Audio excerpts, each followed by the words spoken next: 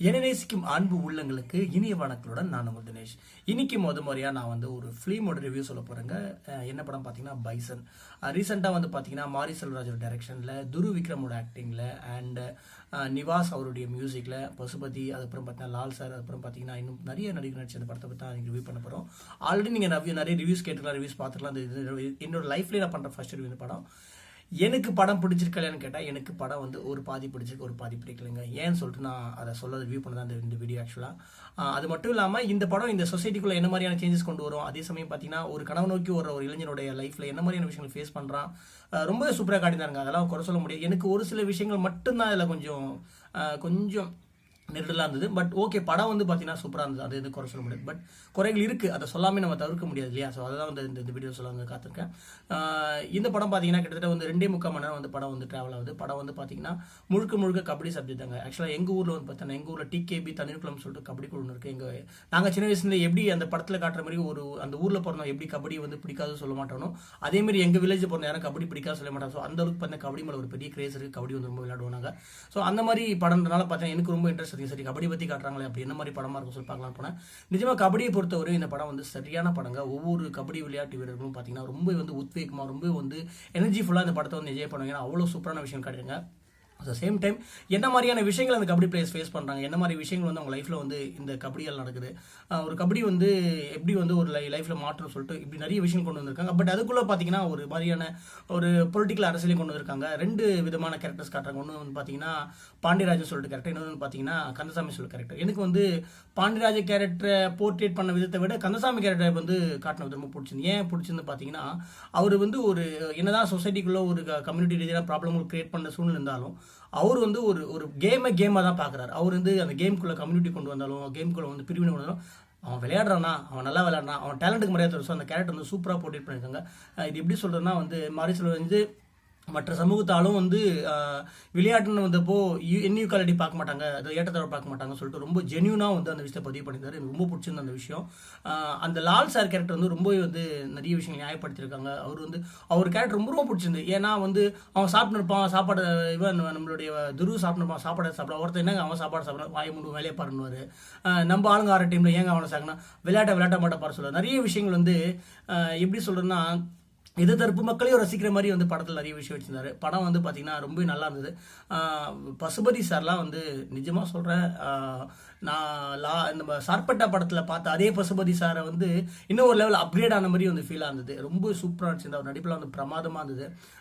அதே மாதிரி பைசன் படத்தில் வந்து பார்த்தீங்கன்னா துருவோட சிஸ்டர் ஒருத்தவங்க நல்லா நடிச்சிருந்தாங்க அவங்க. அதுக்கப்புறம் பார்த்தீங்கன்னா அவங்களுடைய பிடி சாரை ஒருத்தர் வருவார், நல்ல ஒரு கேரக்டர் சூப்பராக போர்ட்ரேட் பண்ணியிருந்தாங்க.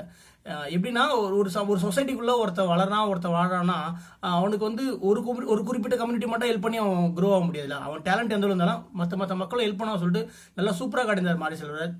இது எல்லாருக்கும் பிடிக்குமா அப்படின்னு கேட்டால் எனக்கு தெரியல. பட் எனக்கு ரொம்ப பிடிச்சிருந்து. எனக்கு என்ன சின்ன குறைகள்லாம், ரொம்ப ஃபைட் சீன்ஸ் ரொம்ப ரத்த கலரியாக காட்டினாங்க. நான் ஒரு சின்ன குழந்தைகளை கூட்டு போயிட்டுனா என் பொண்ணு பயந்து, ஐயோ அப்போ நான் படம் பார்க்கல பண்ணாமா, நீ கம்முன்னு தூங்குமான்னு சொல்லிட்டு படுக்க வச்சுட்டேன். பட் படம் வந்து பார்த்தீங்கன்னா அந்த மாதிரி விஷயங்கள் கொஞ்சம் தவிர்த்துக்கலாம். பட் கேட்டால் இது உண்மை சம்பவத்தை மையப்படுத்தி அந்த படம்னால நம்மளால வந்து அதை வந்து தவிர்க்க முடியாத சூழ்நிலை ஒரு பக்கம் இருக்குது. ஓவராலாக வந்து படம் வந்து பார்த்தீங்கன்னா எல்லாருமே கண்டிப்பாக பார்க்க வேண்டிய படம் தான் அது. இதை வந்து ஏதாச்சும் விஷயங்கள் சொல்லி ஏதாச்சும் ஒரு கான்ட்ரவர்சி கிரியேட் பண்ணி நம்ம வந்து இந்த படத்தை வந்து தவிர்க்க முடியாது. ஸோ அந்தளவுக்கு நல்ல படம் தான் இது. மியூசிக்லாம் சூப்பராக இருந்தாங்க, நல்லா அந்த பாட்டெல்லாம் இருந்து அந்த ஒரு மோட்டிவேஷன் சாங் வருது.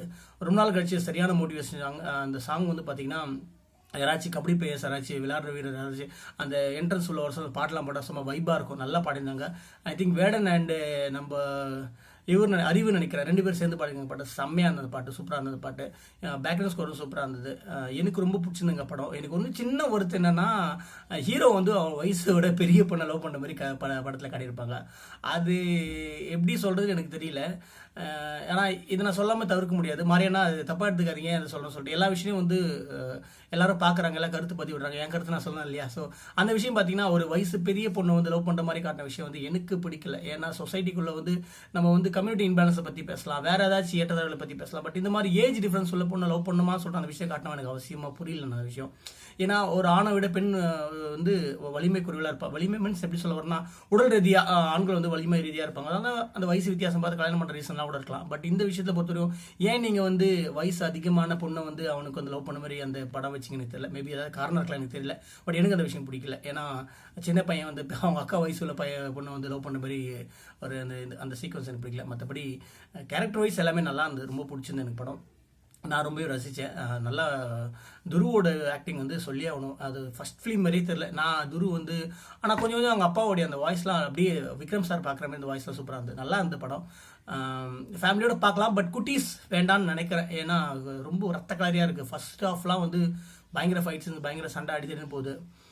ரெண்டு தரப்பு நியாயத்தையும் வந்து அழகாக வந்து பேலன்ஸ் பண்ணியிருக்காங்க. ஏதாச்சும் ஒன்று பிசுறு தட்டுந்தா கூட பெரிய கலரம் ஆகிட்டு ஒரு டைமில் வந்து இப்போ நம்மளுடைய அமீர் சாரியும் அந்த பாண்டிராஜ கேரக்டரே கொல்லப்படுறாங்க. அந்த கொல்லப்படுற காட்சியில் வந்து பார்த்தீங்கன்னா பாண்டிராஜா கொல்லக்கூடிய ஆள் பார்த்தீங்கன்னா அந்த சமுதாயத்தை அந்த ஆள்லேயே வந்து காட்டி விடுற மாதிரி காட்டுறாங்க.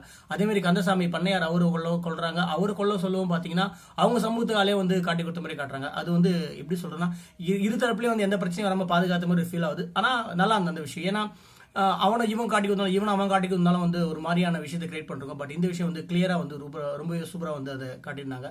நல்லா இருந்தது. லால் சார்லாம் சூப்பராக நடிச்சு. லால் சார் வந்து எப்படி சொல்கிறதுன்னா நம்ம பரியரும் பெருமாள் அந்த ஆனந்த் கேரக்டர் பார்த்துருப்பலாம். ஜாதி பார்த்து பழக அப்படியே நைனீர் அவங்க கிட்ட ஜாதி பார்த்து கேட்பாங்க. அதே மாதிரி வந்து லால் சார் வந்து ஸ்போர்ட்ஸ் அதை தவிர நான் அவங்ககிட்ட எதுவும் பார்க்கலன்னு சொல்லி நல்லா இருந்து ரொம்பவே பிடிச்ச அந்த கேரக்டர் வந்து போர்ட்ரேட் பண்ண ரொம்ப பிடிச்சிருந்து. இந்த மாதிரி படங்கள் வேணும், பட் கொஞ்சம் இந்த மாதிரி அடிதடிகள் கொஞ்சம் கம்மியாக காட்டலாம். ரொம்ப ரத்த கலரியாக இருந்தது, அதான் கொஞ்சம் கஷ்டமாக இருந்து குழந்தைகளுக்கு ரொம்ப கஷ்டப்பட்டேன். மற்றபடி எனக்கு படம் ரொம்ப பிடிச்சது. படம் நல்லா இருந்து எல்லாமே ஃபேமிலியாக பார்க்கலாம்.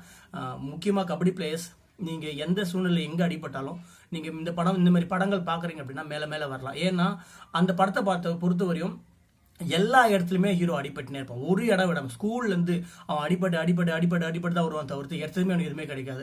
ஸ்போர்ட்ஸ் செலெக்ஷனில் அவன் லிஸ்ட்டில் பேர் வருவான். அவனுக்கு தெரியும், எனக்கு தெரியும் சார், எனக்கு லிஸ்ட்டில் பேர் வர தெரியும், எனக்கு பழகிடுச்சுன்னுவான்.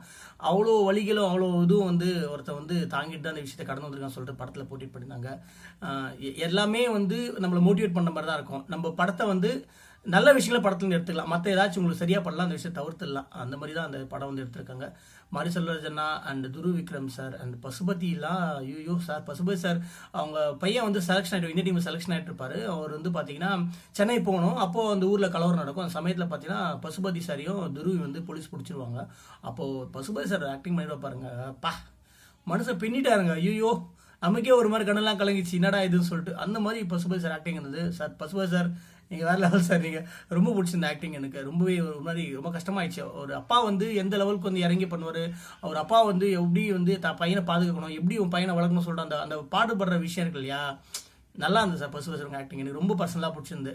நான் ஃபஸ்ட் டைம் ரிவ்யூ பண்ணுறேன். இந்த ஃபஸ்ட் டைம் வந்து ஃபிலிம் ரிவ்யூ பண்ணுறேன். நான் வந்து மோஸ்ட்லி வந்து பார்த்தீங்கன்னா மோஸ்ட்லி நெகட்டிவ் ரிவ்யூ சொல்ல மாட்டேன். ஏன்னா எல்லாரோட உழைப்பு இருக்குது. நான் எப்படி சொல்கிறது, நம்ம ஒரு 100 பேர் சேர்ந்து வந்து ஒரு விஷயத்த பண்ணுறாங்க. நான் சொல்கிறேன் எல்லாரும் படமாங்க இந்த படம் அப்படிலாம் சொல்லக்கூடாது. எனக்கு அந்த விஷயம் மைண்டில் எப்பவுமே இருக்குது. நல்ல படம் வந்தால் கண்டிப்பாக பண்ணுவேன். நல்ல படம் எனக்கு பிடிக்கல, நான் கம்மியாக வேலையை பார்த்து போயிடுவேன். ஸோ அதுதான் என்னோட மெயின் மோட்டிவ். ஏன்னா வந்து எல்லா கலைஞனையும் எல்லா விஷயமும் எல்லா உழைப்பும் வந்து சும்மா யாரோ ஒருத்தர் பேசினாலும் அவங்க உழைப்பை வந்து நம்ம வந்து துச்சமாக சொல்ல முடியாது. ஏன்னா நான்லாம் எப்படி சொல்கிறது, ஒரு சாதாரண ரசிகன் தான் நான். அதனால் வந்து பார்த்தீங்கன்னா ரொம்பவே சந்தோஷம் பசுபதி சார். ஸோ படத்தில் நடித்த அனைத்து நடிகைகளுக்கும் படத்தை சேர்ந்த அந்த எம்ப்ளாயிஸ் அண்ட் ஒர்க்கர்ஸ் எல்லாருக்கும் வந்து ரொம்ப மிகப்பெரிய ஒரு பெரிய பாராட்டுக்கள். நல்லா இருந்த படம். ஓகே ஃபைன், ரொம்ப சூப்பர். வன்முறை காட்சிகளை கொஞ்சம் குறைச்சிங்க மாதிரினா, ஏன் இதை சொல்கிறேன்னா ஃபேமிலி ஆடியன்ஸ் பார்க்குறாங்க. அதும்போது கொஞ்சம் சின்ன சின்ன பசங்க ஆனால் போட்டுக்கலாம் 16+ ஏஜ் போட்டுக்கலாம். இன்னும் கொஞ்சம் குட்டீஸை கவர் பண்ண மாதிரி படம் எடுங்க. சமூக பிரச்சனையை பேசணும் தான் தப்பு இல்லை. ஏன்னா வந்து இதுதான் நேரமாக இருக்குது சமூக பிரச்சனை பேசுறதுக்கு. ஸோ அந்த வகையில் வந்து ரியலி நீலம் ப்ரொடக்ஷன்ஸ் ரஞ்சித்தனா, அதுக்கப்புறம் அப்ளைஸ் அவங்களுடைய என்டர்டைன்மெண்ட், இவங்க 2 பேர் ப்ரொடக்ஷன் பண்ணி தான் ஃபிலிம் பண்ணியிருக்காங்க. Thank you so much for the production team also. ஏன் நான் தேங்க்ஸ் சொல்லணும் அப்படின்னு சொல்லி கேட்டிங்கன்னா, ஒரு நல்ல விஷயம் இல்லையா, ஒரு சொசைட்டிக்குள்ள ஒரு நல்ல விஷயத்தை கொண்டு வராங்க இல்லையா. நான் நல்ல விஷயமா தான் பார்க்குறேன் அந்த படத்தை. ஸோ அப்படிதான் நான் இந்த விஷயத்தை பார்க்குறேன். ஸோ தொடர்ந்து இனி வரும் காலங்களில் படம் ரிவ்யூஸ் பண்ண ஸ்டார்ட் பண்ணலான்னு இருக்கேன். என்னோட சேனலை தொடர்ந்து பாருங்கள். மேபி இப்போ தான் என்னோட சேனல் நீங்கள் ஃபர்ஸ்ட் பார்க்க தொடர்ந்து பாருங்கள். நல்ல ரிவ்யூஸாக சொல்லுவேன். மோஸ்ட் ப்ராப்ளம் நான் நெகட்டிவ் ரிவ்யூஸ் சொல்லவே மாட்டேன். எனக்கு பிடிக்கலாம், நான் ரிவ்யூ சொல்ல மாட்டேன். அப்படியே வச்சுக்கலாம், சரிங்களா. எப்படி சொல்கிறது, thank you so much for Mariyanna. Really உங்களுடைய அந்த கடின உழைப்பு இந்த படத்தில் தெரியுது. துரு ஜி கலக்கிட்டு ப்ரோ, செம்மையாக இருந்தது. உங்கள் நடிப்பு பார்க்க சொல்ல ஃபர்ஸ்ட் டைம் பண்ணுற மாதிரியே தெரியல, அந்த அளவுக்கு உங்கள் ஆக்டிங் இருந்தது. அண்ட் எல்லாருக்கும் ஒரு பெரிய வாழ்த்துக்கள். தேங்க்யூ ஸோ மச் அண்ட் பாய். பார்ப்போம் அடுத்த ஒரு வீடியோவில்.